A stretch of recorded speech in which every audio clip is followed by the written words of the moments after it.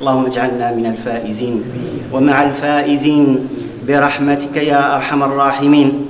يقول الله تبارك وتعالى: والسماء رفعها ووضع الميزان ألا تطغوا في الميزان وأقيموا الوزن بالقسط ولا تخسروا الميزان. معاشر المسلمين، الظلم هو وضع الشيء في غير موضعه الذي يرضاه الله عز وجل. الظلم تأنفه النفوس البشرية وترفضه الفطر السوية، عاقبته وخيمة ومآلته شنيعة. الظلم بضاعة أهل الدناءة وسلعة أصحاب البوار، يورث قسوة القلب وضيق الرزق وحرمان التوفيق. حرم الله تعالى على نفسه الظلم وجعله بين عباده محرما، وتوعد أهل الظلم بيوم تشخص فيه الأبصار. Allah subhanahu wa ta'ala dit dans ces quelques versets, et c'est un serment, Dieu jure, et le serment dans le Coran c'est pour des choses qui sont très très importantes à méditer et qu'il faut retenir et comprendre. Le ciel, dans d'autres versets Allah subhanahu wa ta'ala jure, ici Allah subhanahu wa ta'ala il dit le ciel il l'a élevé. Le ciel, il l'a élevé. Et l'équité, il l'a instituée. Le ciel, il l'a élevé. Et l'équité, la justice, il l'a instituée afin que vous ne fraudiez pas dans les pesées et que vous ne faussiez pas la balance. Et ici, la balance ne concerne pas uniquement la balance des commerçants, la pesée dans le marché. La balance, elle est dans notre corps, elle est dans notre âme, elle est dans notre foyer, elle est avec nos voisins, elle est au travail, elle est dans le commerce. La balance de la justice, d'agir avec équité et justice. Car l'injustice, qu'est-ce que signifie l'injustice? Le contraire de l'adl, al-dhulm. Que signifie al-dhulm? C'est placer les choses là où cela déplaît à Dieu. L'injustice, elle est rejetée par la nature humaine saine. Toute personne qui a une nature humaine saine, même si elle n'est pas croyante, elle rejette l'injustice. Le dénouement de l'injustice est terrible. L'injustice, c'est la marchandise des gens vils, des gens bas, des gens vils et bas. Elle entraîne la dureté du cœur et la privation des biens, et Dieu subhanahu wa ta'ala, Allah subhanahu wa ta'ala, s'est interdit l'injustice. Inni harramtu ala nafsi al-dhulm. Je me suis interdit l'injustice, dit Allah dans un hadith divin, un hadith qudsi. Je me suis interdit l'injustice et je l'ai rendu interdit entre vous. Ne soyez pas injustes. روى مسلم في صحيحه رحمه الله عن النعمان بن بشير رضي الله عنهما قال: تصدق علي أبي ببعض ماله، فقالت أمي عمرة بنت رواحة: لا أرضى حتى تشهد رسول الله صلى الله عليه وسلم. فانطلق أبي إلى النبي صلى الله عليه وسلم ليشهده، فقال له رسول الله صلى الله عليه وسلم: أفعلت هذا بولدك كلهم؟ قال: لا. قال صلى الله عليه وسلم: اتقوا الله واعدلوا في أولادكم. فرجع أبي فرد تلك الصدقة. وفي رواية قال صلى الله عليه وسلم: فلا تشهدني إذن فإني لا أشهد على جور. وفي رواية أنه قال له صلى الله عليه وسلم: أيسرك أن يكونوا إليك في البر سواء؟ قال: بلى. قال فلا إذن. Quand on parle de justice et d'injustice, ça ne concerne pas uniquement les gens qui sont à la plus haute responsabilité d'un pays et d'un État. Ça concerne tous les domaines de la vie. Il y a de l'injustice à ce niveau, comme il y a de l'injustice dans les couples, il peut y avoir de l'injustice de la part des parents envers leurs enfants, les enfants vis-à-vis de leurs parents, de l'injustice vis-à-vis de celui qui nous emploie, de l'injustice vis-à-vis de celui qu'on emploie, de l'injustice envers les animaux, des injustices vis-à-vis de nous-mêmes, et même de l'injustice vis-à-vis de Dieu, et c'est la plus grande des injustices. L'idolâtrie est une injustice manifeste. L'imam Muslim, rahimahullah, rapporte d'après An-Nu'man ibn Bashir, il dit que son père a voulu lui faire un don, un papa qui veut faire un don à son enfant, soit de l'argent, soit un objet, soit quelque chose, un bien, il veut faire un cadeau à son enfant. Mais sa femme, Amra bint Rawaha radiyallahu anha, une femme qui est animée par la justice et qui est lucide et qui est éveillée, elle dit à son époux, moi je ne suis pas d'accord, va d'abord demander au messager d'Allah sallallahu alayhi wa sallam, est-ce qu'il est d'accord que tu donnes cela? Comme ça le prophète sallallahu alayhi wa sallam il témoigne. Ça c'est les femmes et les hommes qui craignent Allah et ils veulent savoir dans chaque chose que dit Allah, que dit le messager d'Allah. Pas comme des gens qui vont agir et après ils se posent la question. Al-ilmu imamul amal. La science, le savoir, la connaissance, c'est l'imam de l'action. Il est devant moi, la science est devant moi, pas derrière. Avant de faire quoi que ce soit, je me pose la question, est-ce que c'est permis? Est-ce que j'ai le droit? Que dit Allah? Que dit le messager d'Allah? Et donc, le père de Nu'man va aller voir le prophète sallallahu alayhi wa sallam et lui dit au messager d'Allah, j'ai voulu donner un cadeau, un bien à mon enfant et je voudrais que tu sois témoin de cela. Et le prophète sallallahu alayhi wa sallam il lui dit, est-ce que tu as donné la même chose à chacun de tes enfants? Est-ce que tu as donné la même chose à chacun de tes enfants? Et cet homme il dit, non ya Rasulallah, j'ai voulu donner juste à celui-là. Le prophète sallallahu alayhi wa sallam il dit, alors craignez Dieu et soyez juste entre vos enfants. Et dans une autre version il dit, je ne serai pas témoin d'un partage injuste. Et dans une autre version le prophète sallallahu alayhi wa sallam il lui dit, est-ce que tu aimerais que tes enfants tous te respectent, t'aiment, prennent soin de toi, tous pareils de la même façon? Il a dit oui. Il a dit, ainsi, toi, tu dois être juste avec tes enfants. Combien de musulmans créent la division entre leurs enfants en privilégiant l'un par rapport à l'autre? Au niveau de l'éducation, au niveau des écoles, au niveau des vêtements, au niveau de la nourriture, au niveau des cadeaux, même au niveau de l'amour. Un homme est rentré, était assis à côté du prophète sallallahu alayhi wa sallam et son enfant est venu et il l'a embrassé, il l'a fait asseoir sur son genou. Puis sa petite fille est rentrée et il l'a laissée comme ça. Le prophète sallallahu alayhi wa sallam il lui dit, sois juste, sois équitable. Et là cet homme a embrassé sa fille, l'a mis sur son autre genou et il lui a dit, maintenant tu as été équitable, maintenant tu as été juste.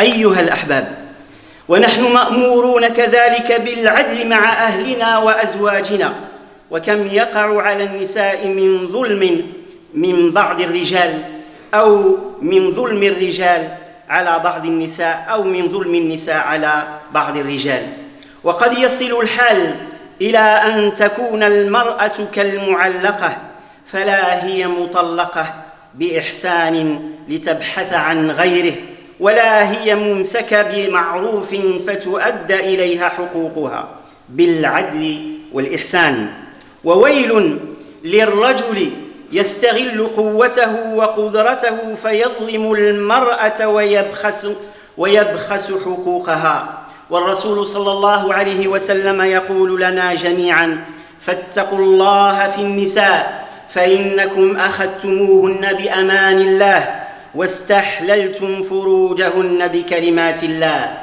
Parmi les grandes injustices, c'est l'injustice au sein du couple, l'injustice envers un mari envers sa femme, ou l'injustice d'une femme envers son mari.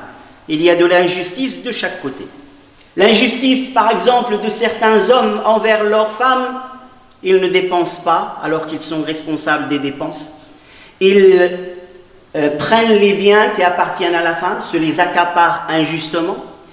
Ils la maltraitent parfois, la considèrent, elle devient kal-mu'allaqa, celle qui est entre deux chaises, entre deux situations.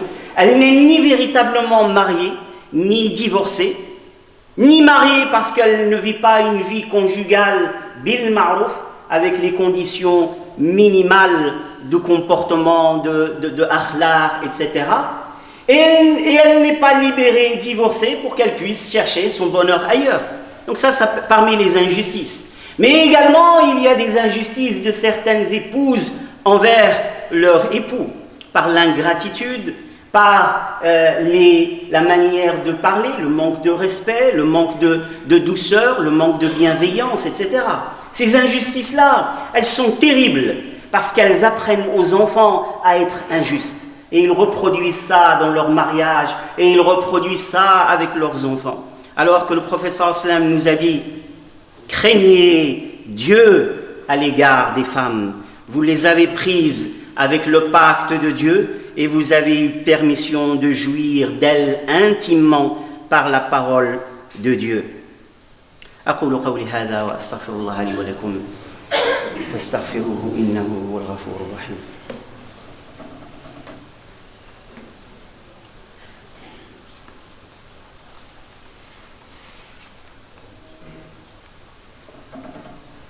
الحمد لله رب العالمين، الصلاة والسلام على أشرف الأنبياء والمرسلين سيدنا محمد وعلى آله وصحبه أجمعين. أيها الأحبة، ومن كمال شريعتنا وعدل إسلامنا أنه أمر بالعدل والإحسان إلى البهائم، فلا تحمل ما لا تطيق، ولا تضرب فتؤذى بلا حاجة، ولا تجاع. عن سهل بن عمرو رضي الله عنه قال: مر رسول الله صلى الله عليه وسلم ببعير قد لحق ظهره ببطنه، فقال صلى الله عليه وسلم: اتقوا الله في هذه البهائم المعجمة، فاركبوها صالحة وكلوها صالحة. وقد حدث النبي صلى الله عليه وسلم أصحابه بعد فراغه من صلاة الكسوف عن مشهد من مشاهد الجنة والنار أراها الله سبحانه وتعالى له في صلاته، فقال صلى الله عليه وسلم: قد دنت مني الجنة حتى لو اشترأت عليها لجئتكم بقطاف من قطافها، ودنت مني النار حتى قلت: أي رب وأنا معهم، فإذا امرأة تخدشها هرة، قلت: ما شأن هذه؟ قالوا: حبستها حتى ماتت جوعا، لا أطعمتها ولا أرسلتها تأكل من خشاش الأرض. Si on veut comprendre la dimension de la justice chez Allah subhanahu wa ta'ala, Allah il dit: فَمَنْ يَعْمَلْ مِثْقَالَ ذَرَّةٍ خَيْرًا يَرَهُ وَمَنْ يَعْمَلْ مِثْقَالَ ذَرَّةٍ شَرًّا يَرَهُ. La balance d'Allah, al-mizan de la justice, il est capable de peser la particule la plus infime qui existe et qui soit. Si elle est au niveau de la justice, au niveau de l'injustice. On ne va pas aller au niveau de l'atome, de l'électron et de l'infiniment petit. On va aller au niveau des animaux. L'islam, les nombreux textes, comment Allah subhanahu wa ta'ala parle des animaux, et la justice, et l'équité, et la bienveillance que l'on doit avoir envers ces créatures. Et ceux qui maltraitent les animaux sont les gens les plus lâches. Les gens qui maltraitent les animaux, qui violentent les animaux, sont les gens qui sont les plus lâches, parce qu'ils s'attaquent à des créatures qui n'ont pas la possibilité de se défendre. Quelqu'un qui il a un âne, par exemple, dans certains endroits, dans certains pays, dans certaines campagnes, il a un âne et cet âne, c'est l'animal qui est victime de plus grande injustice. Des musulmans, des non-musulmans. Puisque déjà, quand on insulte quelqu'un, on insulte avec en lui disant espèce d'âne. Pourquoi? Est-ce que c'est une insulte? Si on voit les qualités de l'âne, celui qui est insulté comme un âne, il va devenir fier. Pourquoi? Parce que l'âne, il a de l'endurance, as-sabr. Quand vous le regardez, la douceur qu'il a, comme il est doux. Il ne commet de l'injustice, il ne commet pas d'injustice, mais quand il subit de l'injustice, il peut répondre. Et il répond quand vraiment le verre est plein. C'est un animal qui est endurant, qui travaille, qui ne rechigne pas à la tâche, qui porte les gens, qui porte la marchandise, etc. Mais regardez même certains musulmans comment ils maltraitent un âne, le frappent, le blessent, etc. Le prophète alayhi salatu wassalam, dans un hadith rapporté par Sahl ibn Amr radiyallahu anhu, il dit que le messager de Dieu sallallahu alayhi wa sallam est passé à côté d'un chameau décharné. Son dos était collé à son ventre. Ça veut dire qu'il est extrêmement maigre.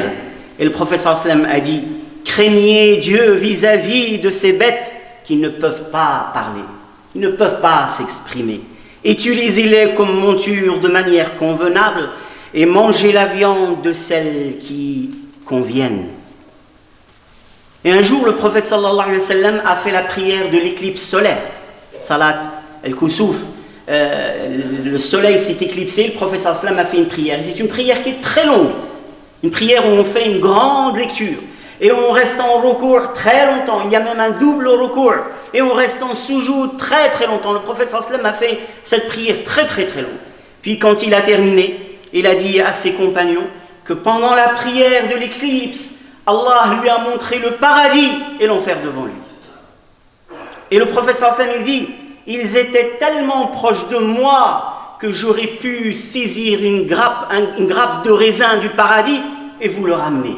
Tellement le paradis, Dieu me l'a montré proche de moi.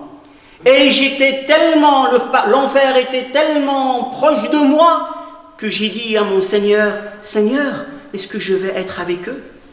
Le prophète sallallahu alayhi wa sallam se réfugiait auprès d'Allah contre l'enfer et il dit: Ya Allah, est-ce que je vais être avec ces gens-là? Et là, il dit: j'ai vu une femme dans les feux, dans les flammes de l'enfer. Et elle était griffée par un chat. Et j'ai dit à Jibril: qui est cette personne? Et là, Jibril alayhi salam lui dit: c'est une femme qui a enfermé un chat dans une cage, elle l'a attaché, et elle ne lui a donné ni à manger, ni à boire, ni elle l'a laissé libre aller chasser pour se nourrir, jusqu'à ce que ce chat est mort de faim. Allah, pour rendre justice à un animal, à ce chat, il a plongé cette femme dans les flammes de l'enfer. Et elle est punie par la même nature que le péché. Al-jaza'u al-ihsan illa al-ihsan. Un chat en enfer, un chat de l'enfer, c'est pas ce chat-là, mais c'est un chat de l'enfer qui la griffe et en plus, elle brûle dans les feux de l'enfer. Un homme, c'est une histoire vraie, un homme qui est paysan a vu un âne qui est rentré dans son champ.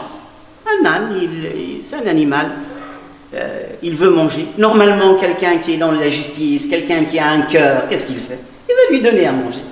Sur ton champ qui est plein de nourriture que Dieu t'a donné, donne quelque chose à cet animal, Dieu va bénir tes biens. Une femme est rentrée au paradis alors qu'elle était prostituée parce qu'elle a abreuvé un chien et Dieu lui a pardonné, Dieu l'a guidée pour avoir abreuvé un chien qui avait soif. Cet homme, quand il a vu l'âne, il l'a frappé, il l'a chassé de son champ. Le lendemain, il revoit l'âne et il le frappe et il le chasse. Le troisième jour, il voit l'âne revenir et il le frappe. Et là, il l'attache à sa voiture, à son véhicule. Et il le traîne sur des kilomètres sur une route goudronnée. L'âne a été déchiqueté en 1000 morceaux. Le sang partout et il est mort dans des souffrances atroces. Cet homme, après cet acte d'injustice, il rentre chez lui et Dieu lui envoie, subhanahu wa ta'ala, une des plus petites créatures, un moustique qui rentre chez lui. Il essaye de le chasser, à chaque fois il le pique, il essaye de le chasser, à chaque fois il le pique, il se met en colère, et il prend une bombe pour chasser les insectes, et il commence à lui courir après dans la pièce, et la pièce est fermée. Et il asperge, jusqu'à ce que la pièce tout entière était remplie de ce gaz inflammable. Puis après, il a sorti une cigarette pour l'allumer, et le feu s'est allumé dans toute la pièce, et il a brûlé, et il a souffert dans d'atroces souffrances pendant plusieurs jours, jusqu'à ce qu'il est mort. Regardez le dénouement de la justice. وقد قال العالمون إن الله يقيم الدولة العادلة وإن كانت كافرة ولا يقيم الظالمة وإن كانت مسلمة وفي خلافة عمر بن عبد العزيز رضي الله عنه نادى منادي من أراد الزواج أو سداد الديون أو الحج فكل ذلك من بيت مال المسلمين. Et les savants ils disent que c'est une sunna, une règle de Dieu, que Dieu maintient une société qui est juste même si elle est mécréante. Et il ne maintient pas une société musulmane si elle est injuste. La référence ici de l'injustice. Et parmi les injustices flagrantes à notre époque, bien sûr, avant ces injustices-là, il y a bien sûr l'injustice envers nos savants, qu'on emprisonne, qu'on torture et qu'on tue injustement. Il y a l'injustice envers les peuples, il y a l'injustice dans les pays musulmans. Mais parmi également ces injustices, qui sont des injustices, c'est l'exagération du prix du pèlerinage. L'exagération du prix du pèlerinage. Aujourd'hui, le pèlerinage, c'est vraiment une élite qui peut dire qu'elle peut faire le pèlerinage. Tellement les prix montent chaque année. Et elles ne sont pas justifiées, c'est de l'injustice. Regardez, lorsqu'on trouve une société et des gens qui portent la justice au plus haut niveau, à l'époque de Omar ibn Abd al-Aziz radiyallahu anhu, rahimahullah, il a rétabli par la grâce de Dieu la justice dans le monde musulman qui s'étendait sur plusieurs pays en à peine 2 ans. Et il est arrivé à un moment où quelqu'un sortait et lançait un appel parmi les musulmans. Et il disait, celui qui n'est pas marié, qui veut se marier, celui qui a des dettes et celui qui veut faire le pèlerinage, qu'il vienne, ce sera pris en charge par le trésor public. Allahu Akbar. Allahu Akbar. Allahu Akbar. Et regardez l'exagération de priver. Il y a des gens qui pleurent, certains de nos parents, certains de nos personnes âgées, qui durant toute leur vie ont rêvé de faire le pèlerinage. Et quand ils arrivent aujourd'hui, quand ils voient les prix exorbitants, alors qu'aujourd'hui, il est possible, avec l'argent du pétrole, avec l'argent qui rentre, etc., de faire quasiment gratuit pour les pèlerins. Gratuit. Et même de leur rajouter des dons. Même les idolâtres, même avant l'islam, les idolâtres, ils accueillaient les pèlerins et ils pratiquaient ce qu'on appelle al-rifada wa siqaya. Ils abreuvaient les pèlerins et ils donnaient à manger et ils les prenaient comme des invités d'Allah subhanahu wa ta'ala. Ça, c'est parmi les injustices de notre époque. أقول قولي هذا وأستغفر الله لي ولكم فاستغفروه إنه هو الغفور الرحيم. أيها الأحباب إخوانكم من مسجد أولى جاءوا لجمع التبرعات لصالح مسجدهم بارك الله فيكم d'être généreux. Vos frères sont venus de la mosquée de Oulin avec le projet d'une construction de la mosquée et ils vous demandent d'être généreux. Soyez généreux, investissez dans ce projet, une mosquée, une école qui va enseigner le Coran, qui va enseigner la langue, qui va enseigner l'islam, tous les gens qui prieront dans cette mosquée, tous les gens qui profiteront de cette mosquée, eh bien, ce sera dans votre balance. Comme Dieu vous a aidé pour votre mosquée, aidez vos frères pour leur mosquée. Ils sont présents, soyez généreux, barakallahu fikoum. Et également un papa qui est décédé et ses enfants demandent dua pour leur papa décédé. أسأل الله العظيم اللهم ارحمه رحمة واسعة، اللهم ارحمه رحمة واسعة، اللهم اغسله بالماء والثلج والبرد ونقه من الذنوب والخطايا كما ينقى الثوب الأبيض من الدنس برحمتك يا أرحم الراحمين. اللهم ارزقه الفردوس الأعلى مع النبيين والصديقين والشهداء والصالحين وحسن أولئك رفيقا. اللهم ثبت أولاده برحمتك يا أرحم الراحمين. اللهم ارحم موتانا، اللهم ارحم موتانا، اللهم اشف مرضانا وعاف مبتلانا. اللهم كن لنا وليا ونصيرا، أيدنا وفقنا لما تحب وترضى، استعملنا في رضاك، كن لإخواننا في فلسطين، أيدهم انصرهم ثبتهم. اللهم احفظ لنا أقصانا، اللهم انصر رجال الأقصى ونساء الأقصى وأطفال الأقصى وشيوخ الأقصى. اللهم ارزقنا صلاة فيه برحمتك يا أرحم الراحمين. كل إخواننا المستضعفين في كل مكان. وصلى الله وسلم على سيدنا محمد وعلى آله وصحبه وسلم تسليما. اللهم ارحم والدينا، اللهم ارحمهم كما ربونا صغارا. اللهم اجزهم عنا خير الجزاء برحمتك يا أرحم الراحمين. وآخر دعوانا الحمد لله رب العالمين.